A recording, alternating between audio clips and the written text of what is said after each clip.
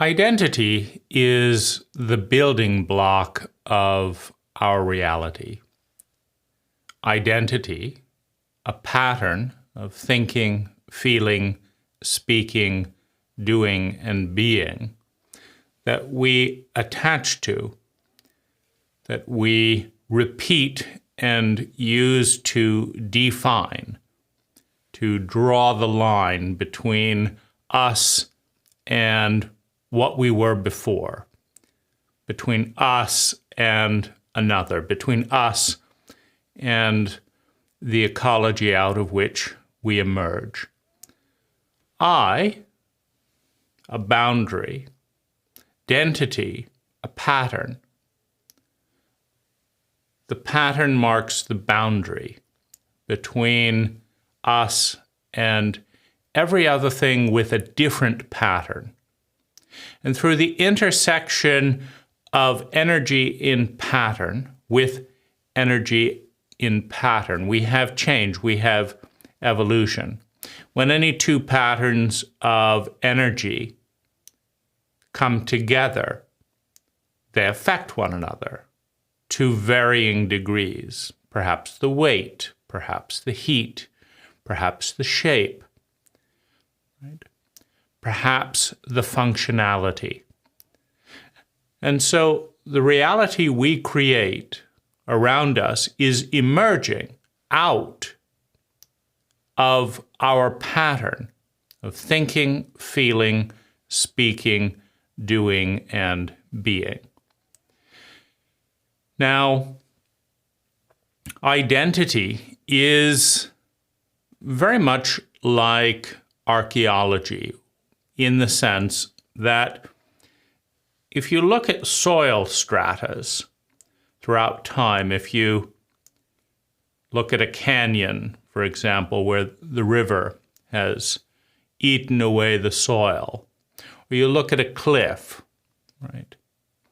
It's very common to find different layers of sediment, different layers of identity,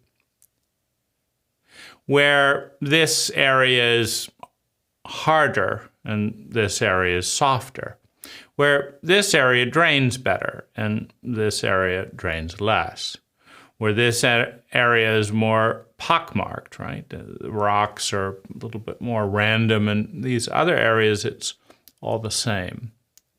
But you will see strata within soil,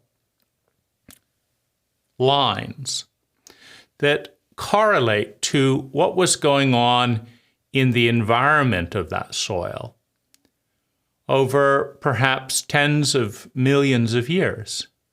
This time there was a volcanic eruption. At this time it was underwater. At this time, right, there was a forest fire.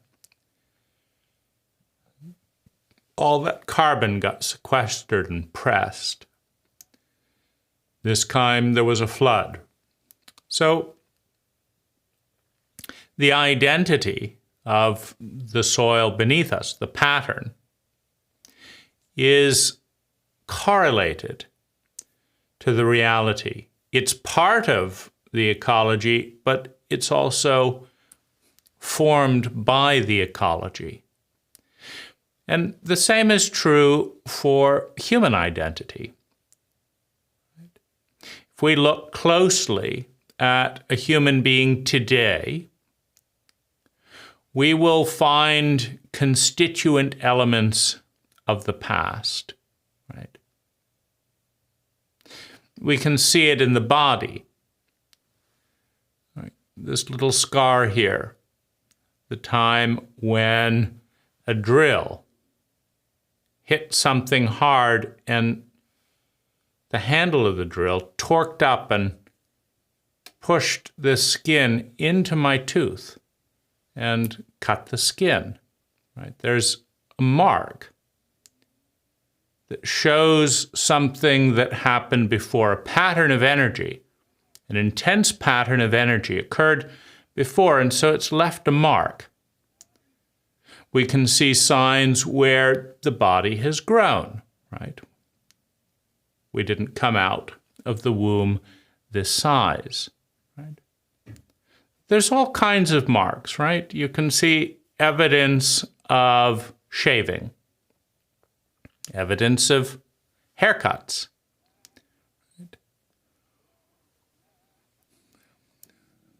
Our body is an echo, is an expression of thousands upon thousands of bodies before it that is growing in a largely consistent pattern.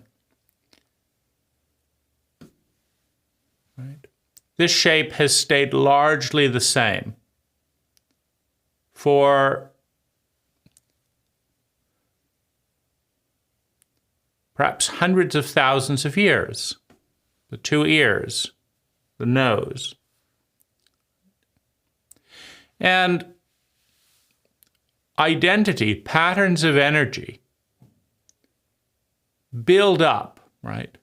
We don't, in one moment, redesign all of that. Perhaps there was a point 300-400 million years ago, maybe 1 billion years ago. Perhaps there was a point when animals moved from perhaps a design of 1 ear or 5 ears to 2 ears. Why have 5 ears? Well, everything has a price. Everything consumes energy. So if you're a 5-eared alligator or a 5-eared rabbit, are you going to get enough benefit from those 5 ears to pay to justify the cost, right?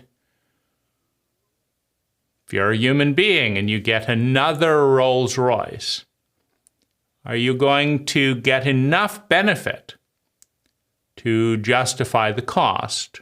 Or is that the seed of your demise, right? Because when you invest energy in too many things that don't return a sustainable yield, right? If a farmer goes out every year and spends 10,000 calories a day and is only able to grow enough food to feed 5,000 calories a day, then the farmer stops being a farmer, right? If you invest energy repeatedly in structures, in patterns that give you less than you invest in them, you diminish. So the fact that we're here suggests that this body gives us more value than it costs. We don't need a body, right? It's relatively vulnerable. We could retire the body with a little carbon monoxide, bullet or two. There's any number of points we can slit a wrist, and we have no more body. But, right, is it useful? Right? Does it requires maintenance, it requires energy, it requires food, it requires water, it requires bathing, housing. But we think it's worth it. So we invest in those areas. So our body is built upon layer upon layer upon layer, different patterns of energy that emerge at different points. Our psyche, the sense of self, the patterns of thinking, feeling, speaking, which comes out of thinking and feeling, that operates the body, and that is operated by the body, right? It goes both ways. I think, let's make a video on identity, and my body obediently enters the room. My body gets hungry. My body gets uncomfortable to a certain degree, and I obediently think it's a good idea to go eat, right? And so my body takes my feelings and my thoughts out of the room, right?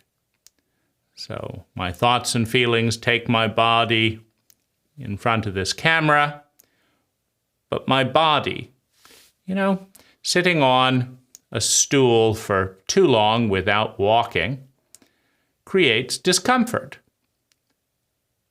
And at a certain point, my body is going to take me out of this room by influencing my thoughts and feelings. So it's a circle, it's an ecology. So there are striations in soil, there are layers, right, in the buildup of the body. And there are layers in the creation of thoughts and feelings, right? The thoughts and feelings we have today do not come out of nowhere, meaning they're built, right? It usually begins with a cult or cultural system. Right? There's a cultural set of memes. At any given day in different cults and different cultures, you'll find, wow, seems like 90% of this cult is driving today in a vehicle called a car. Why isn't it flying? Well, that's just not what the cult does. Why isn't it driving a horse? Not doing that anymore, right? This is the technology, the pattern of thinking, feeling, speaking, doing, and being that produces all these people doing this at this stage in evolution, right? 1,000 years from now, people will not be doing what they're doing now, right? And you'll look around and everyone's doing something else. The cult or culture has evolved. The cult kernel in every culture is the unconscious repetition of memes, of shared behavior. We do it because we do it because we do it. And usually originally there's a reasonable reason, meaning reason is one of the memes of our species at this time. So we say, well, it's a good idea to be fast. We say, why? Well, you can get more done. Well, why is that good? Well, then you can do more things. Well, why is that good? Dopamine hits, adrenaline. You see, the more you do in a lifetime, the more dopamine you have. Well, why is that good? Well, it feels good. Right? Getting a dopamine hit feels good. So it all comes down to that. I want to feel good, and inversely, I don't want to feel bad. And this makes me feel more good than that over there, right? So I want to feel good. This makes me feel more good. And then this makes me feel even more good, right? This is the problem of cocaine, right? I could study, could read a book, but it doesn't produce as much dopamine as quickly as a little bit of cocaine. And I could leave it at that, but leaving it at that doesn't feel quite as good as a little more cocaine, right? So all things are toxic in the extremes. Toxicity, the very word, means a concentration of a certain pattern of energy, a concentration of that energy at a degree that becomes destructive to the pattern. It's not destructive to itself, right? If you drink arsenic, if you drink a tiny, tiny little bit of arsenic, you just feel bad. If you drink a little bit more, you feel worse. And if you drink a little bit more, you die. So the arsenic doesn't die. It's not bad for the arsenic. And it's not bad for the soil that you die, right? You could provide nutrients. Your blood could fertilize roses, for example.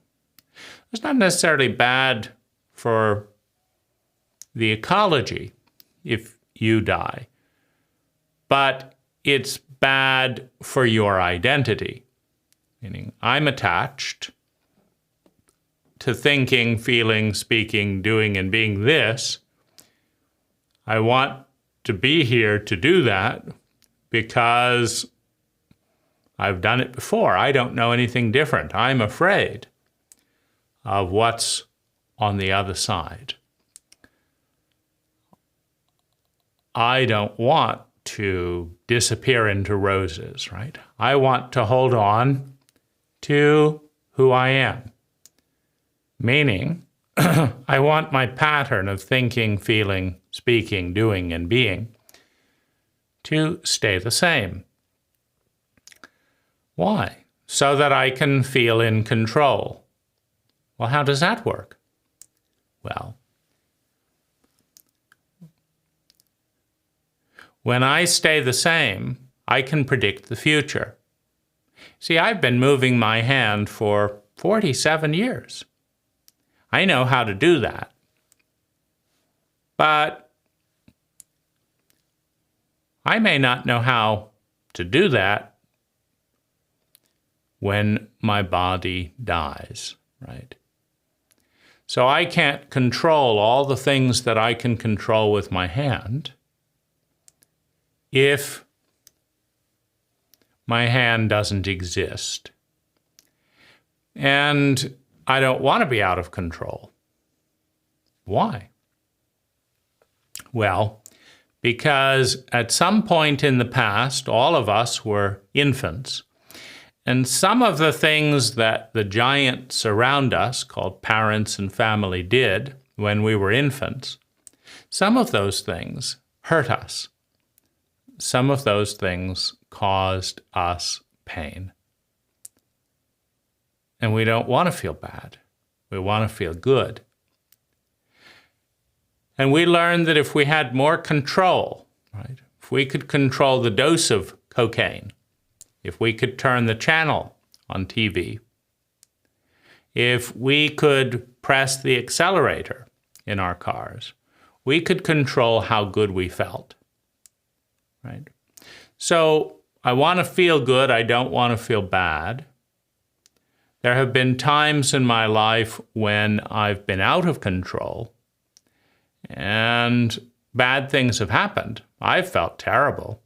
Remember that time you locked me up in the upper bedroom and I screamed for 3 hours and fell asleep and I desperately wanted milk, and you were having a dinner party and your goal was to put me as far from the dinner party as you possibly could, so that my screams of absolute despair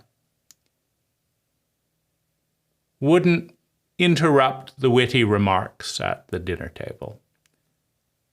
And I didn't like that. I don't want to live in that reality. But if I give up control, I just might.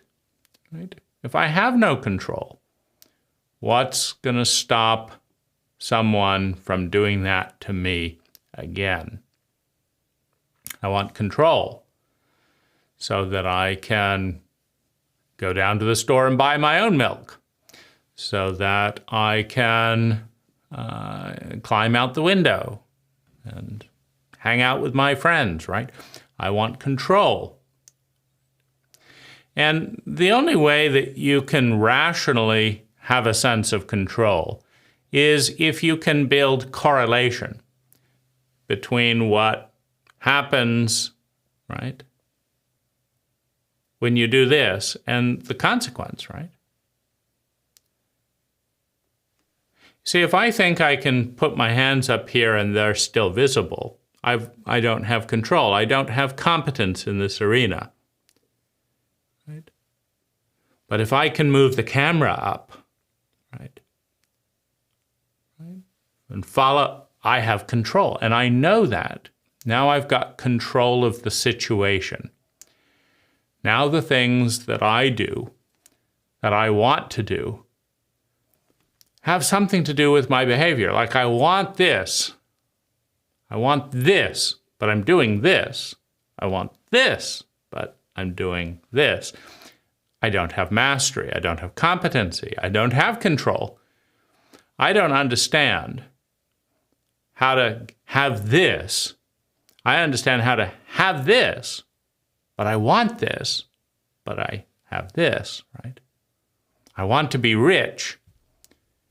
And so I buy luxury items that depreciate in value.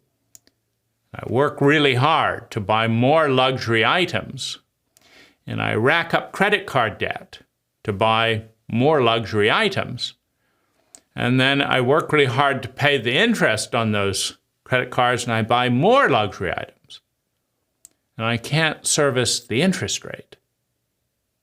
And the luxury items are going out of fashion and depreciating in value faster than I can purchase them. So I want to be rich, but I'm creating poverty. I want to be rich, but I don't know how. I know how to be poor. I know how to make the investors in credit cards rich. I don't know how to be rich, right? I want to be rich, but I know how to be poor. So I want to be rich, but I know how to be poor. But the idea is with control and with education, with learning, we become better, right? I want to be rich, and so I'm doing the things that make people rich. I'm putting 20% of my salary from a young age into a diversified index fund, into a wealth fund, right? Stocks and bonds and commodities, businesses, real estate. I'm investing 20% of my energy in long-term assets that will return value over time. And then I'm not touching that money. I'm letting that money grow and grow and compound and compound. And then I'm spending 5%. I'm letting it compound. And 95% of the compounding energy I reinvest. But 5% is my maximum withdrawal. I will spend 5% of my compounding yields on luxury items. And every single year, 95% of my compounding returns will go back into this, but 5%, they will be spent, well, at first it's very little, right?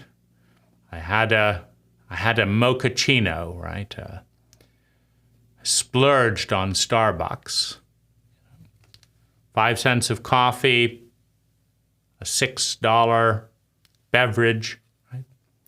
But, 5% of the compounding yield. And next year, right, I had 2 mochachinos, 2 this, right? And the year after, right? And I had this, and then I had this, right? And over time, right? Over 20, 30 years, right?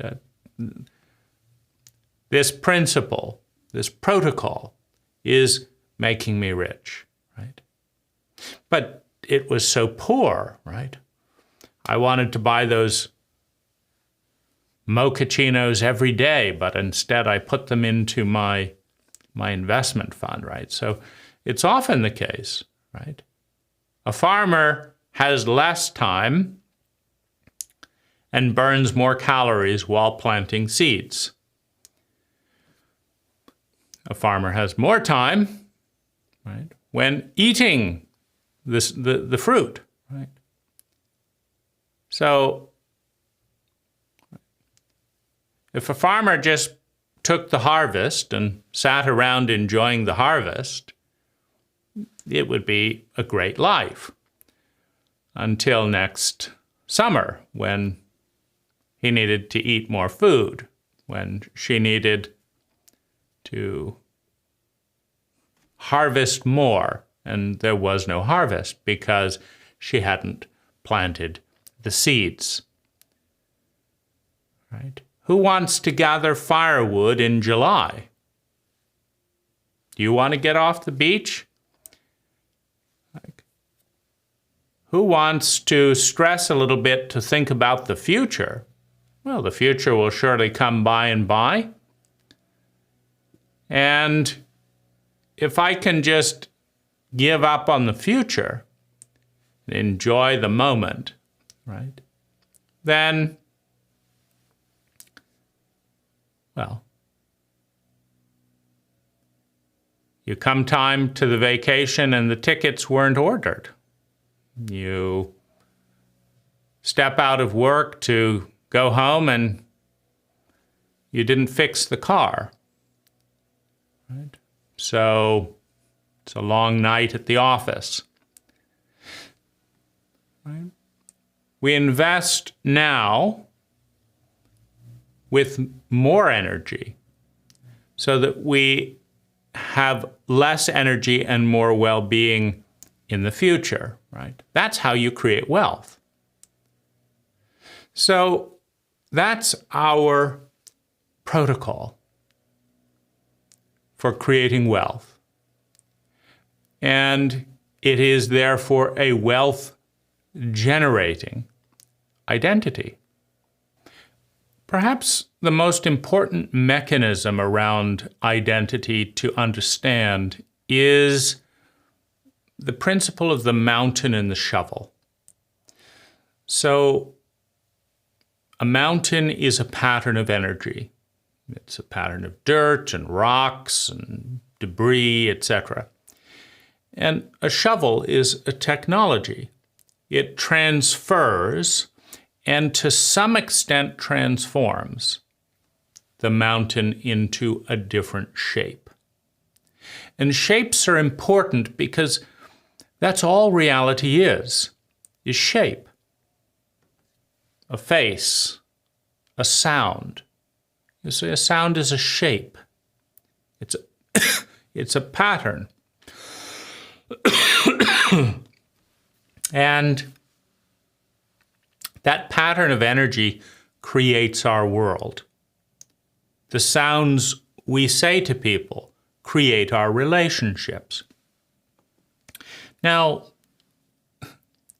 the things that we do, that we say, that we think, that we feel, the way that we are, our presence, it creates our physical reality and our cultural reality, right? So, and it's not always the same, right? Everything that we do, everything that we say, every way that we show up affects our cultural reality, our physical or ecological reality. And unfortunately, because cultures are often ossified, cultures lack attunement to the underlying ecology. There are many things that are beneficial ecologically, that create more well-being ecologically, that destroy well-being culturally, and vice versa, right? If you buy a Lamborghini, for example, you increase your cult rank, but you reduce your attunement with the ecology, right? It consumes more energy, right? But you gain rank in the cult, right? Because the cult lacks attunement. Now, similarly, there are other things that are more practical, right? It's better for the ecology that you sleep in a minivan than it is that you sleep in a, 100-room mansion, right? You just, every night you sleep in a different room and, hire multiple staffs and keep all the trees trimmed or cut down so that you can enjoy your mountain view and, deal with the erosion that comes from time to time. And that's good for the culture. Like, look at that person who's so successful. But it's not so good for the trees. It's not so good for the animals that were there. It's not so good for the trees that were cut down to make each of the 100 rooms, right? And so there's tensions between these two. But nevertheless, our identity is the mountain. We have certain core beliefs that are at the core of the mountain. We have certain core habits that are at the core of the mountain, the core of our identity. And no identity, no pattern of thinking, feeling, speaking, doing, and being is perfect. It's on a continuum of intelligence. Some identities consume very little energy and yield large amounts of sustainable well-being. Well, those are intelligent identities. And some identities consume vast amounts of time, money, and natural resources and create chronic and unnecessary suffering for the person occupying the identity, embodying the pattern, and everyone around them, culturally and ecologically, right? That's the epitome of evil, of wrongness. Why? Because the right path to hit the mark, the right path is sustainable well-being over a period of time. For oneself, for others, and the ecology. That's the right path. That's the goal. That's the bullseye. To sin is to miss the bullseye, to miss the mark. And we all miss the mark.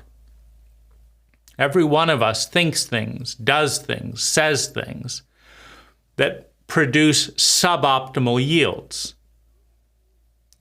Right now, I may be missing the mark by making this video. It occurred to me, right? One never knows, right?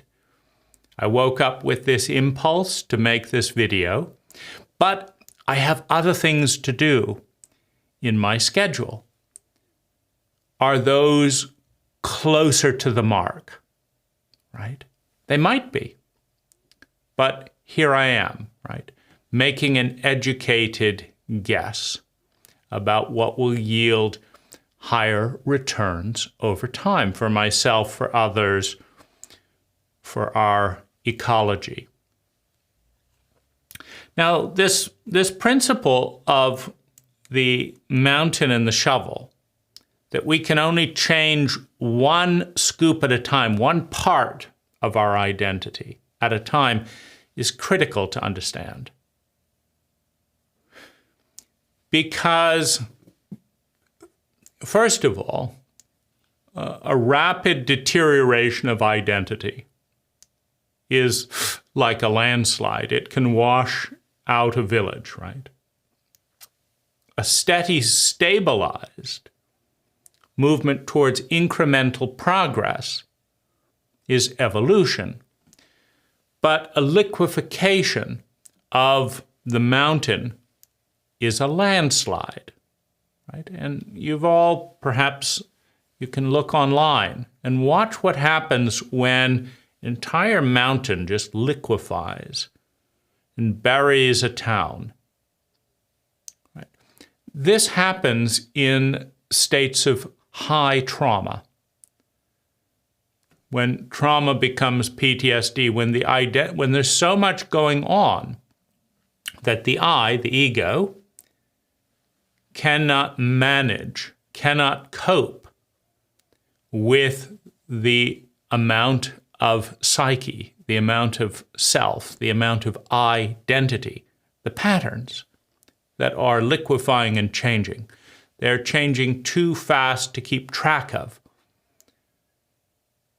I used to think this, now I don't know what I think. I used to be feeling this, now I felt this, and now I don't even know what I feel. I used to do this, and then this, and then this. This was my routine, and it's been shattered by a traumatic event, by a liquefaction of the mountain. And it's this principle of liquefaction and crystallization that is the breath, that is the essence of life. Liquefaction, crystallization.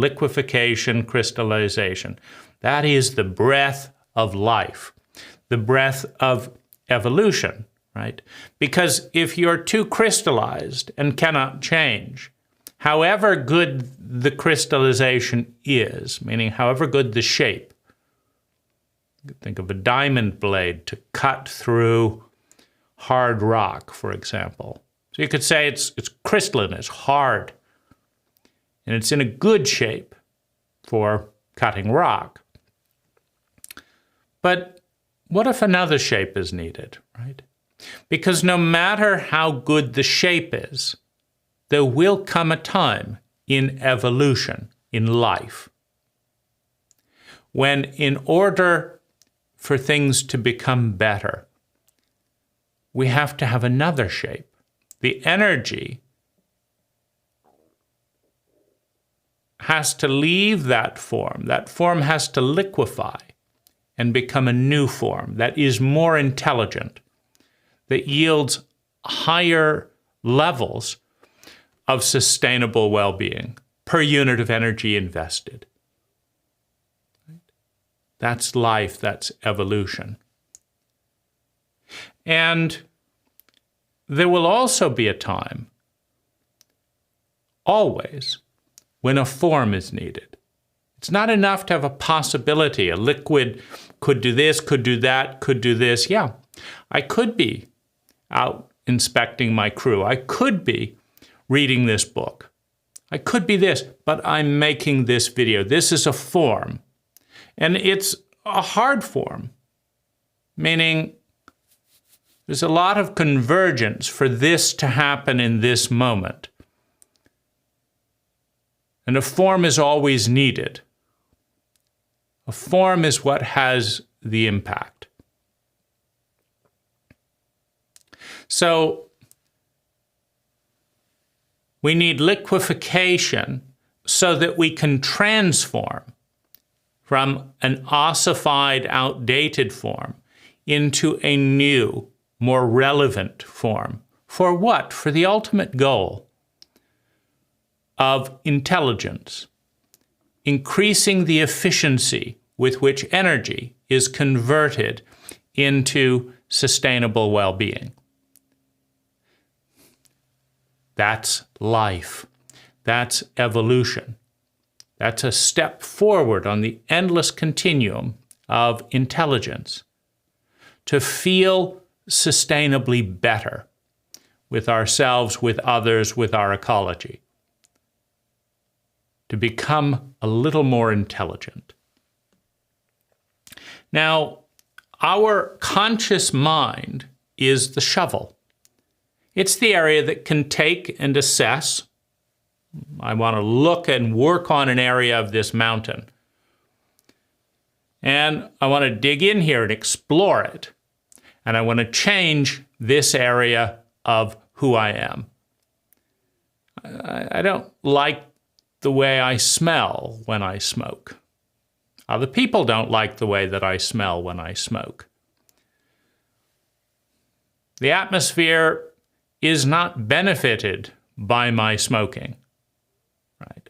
So I want to stop smoking. That's a pattern. It's a pattern of thinking, feeling, speaking, doing, and being. And they're one. Because when I smoke, I think different things than when I don't smoke. If I stop smoking, I will think different things than when I'm smoking. I will feel different things. I will do different things. If I'm not smoking, maybe I don't take a pause as much. Maybe I feel awkward, right? And see, this is where smoking was a step forward. I felt nervous and awkward, and now I feel cool, or I feel centered. What's my new form, right? To transform, to move from one form to another, I've got to, how do I go from here to here? What's the new form? So that I don't just go back to feeling awkward.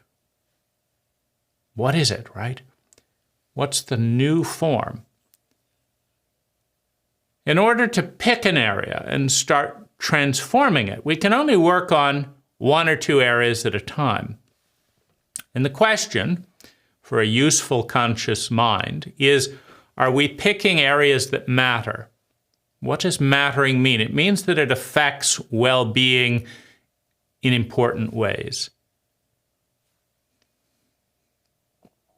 Do you want paper or plastic is a common question. It doesn't matter. Extract fossil fuels, cut down trees. It doesn't matter, right? But what about, would I prefer having a hard conversation with my wife or watching TV tonight? Well, that matters. Why? Well, a hard conversation, meaning a conversation that touches on deep feelings for both people, that's a hard conversation, could change our lives for the worst or for the better.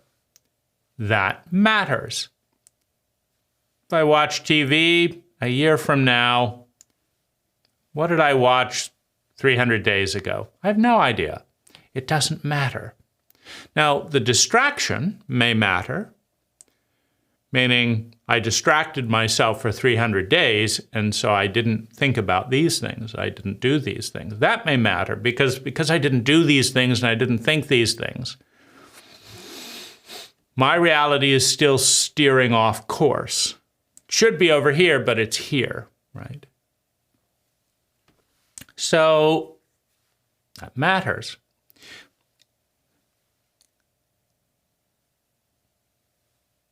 The conscious mind is a shovel in relationship to self, to psyche. Psyche, the Greek word for self, right? That pattern within us is an entire family system, is an entire cult or culture. The paradigms, the assumptions, the beliefs, the habits are all compressed into one individual. One individual represents, recognizes the cult, the species, the planet. All of the planet's evolution is in one person. Now, if I can change one person, I change the world. I change all that is. Because one person recognizes, reassembles, reconstructs the entire process of evolution. It is a fractal pattern of reality. If I can change one person, I change reality by a small degree, admittedly, but for the person in it, it's a completely different reality.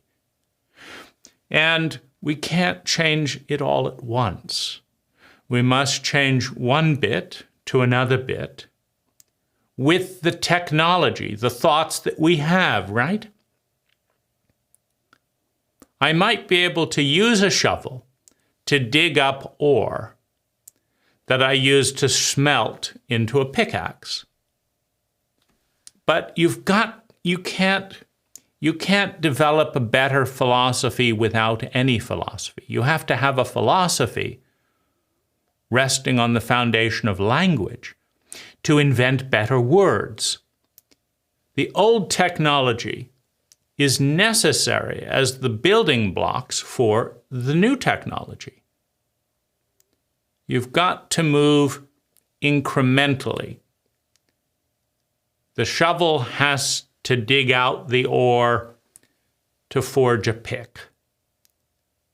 Right. The crappy code on your computer has to be used to write better code that can create a better computer. The abuse patterns in your family have to be used to transform the family identity into something better, so that there isn't a schizophrenic break in consciousness, but also because that's what's there, right? If I want to invent a new shirt, what am I going to wear in the smelting furnace, right? When I go in there to do this and do this and do, if I want to build a better car, what am I going to drive to the factory? The old car, right? Reality must be embraced. The psyche must be embraced. The building blocks of identity must be embraced in order that out of them we can build something better. So I have this crappy pattern. It was liquefied and put in place 30 years ago. It's not a very good pattern. It's just what I have. And I have this other pattern over here. Gets in my way a lot, but it's what I have. I can stand on these two to form a better pattern. I've got to stand on these. Like I sulk and do this. Now I can sulk and think about this, or I can sulk and think about that, but my pattern is to sulk. So while I'm sulking, maybe I can focus on these things while I sulk, rather than focus on these things, right? It's a coming together of old and new building blocks, right? Because complete liquefaction of the pattern is to lose everything. Lose language, lose thought, lose paradigm. You return to innocence, but then you must reconstruct the identity as a child, learning to walk, learning what walk means, right? And so the two modes, right, are liquefaction and form. So you bring something out, you liquefy it, and then you return it back into the domain of form. So you start with a square, you liquefy it, you pour the molten metal into a new mold, and now you return it to the domain. You have to do that, take it out, process it, return it. You have to do that because the conscious mind is a shovel in relationship to a mountain. You can pick up this bit of dirt. You have to do something with it. And then you can pick up another process of dirt. You can't do more than the eye can hold. I can only think about one thing at a time. I can only do one thing at a time. I can only be in one location at a time. I can only dig one shovel of soil, full of soil. And so this is the process of ego-supported evolution, taking one form into another, taking one form into another. Evolution through the conscious mind. The wisdom, the intelligence of an ego is knowing what to focus on in what order, and knowing what the goal is, having a new pattern to move towards. You don't just tear down the old house because you don't like it and then be homeless while you try and figure out, well, what's a good house? I didn't think of that, right? I just wanted to get rid of the old house. Well, maybe you just build a shack then because it's cold. So now you've gone from a house you didn't like to a shack you don't like because you have to do something, right? And so it's really important. The most important technology you and I and ego can learn is the technology of transforming things from hard shapes that don't serve us well into liquid shapes that can change, and then back into hard shapes that can serve us well. And that liquid process happens originally with infancy in innocence. Innocence is a liquid psyche. Trust, complete vulnerability and trust is a liquid psyche. And every person was shaped by their entire family system, their entire culture, given the curses and blessings, the stupidities and understanding of an entire cult, downloaded. And then you harden. Here you are within the shape. My hand doesn't work very well. Well, that's the way it is in this cult. This doesn't work very well over here. Well, that's the way it is. And insanity is one way to create liquefaction. Psychedelics are another way to create liquefaction. Reading, study is another way of creating liquefaction. Now, here's a better technology. Here's how to do it. Here's how to build a new house. So you study, you combine, you liquefy, you demolish a section, you add a section, and you proceed, right? So, a new technology. Transformation.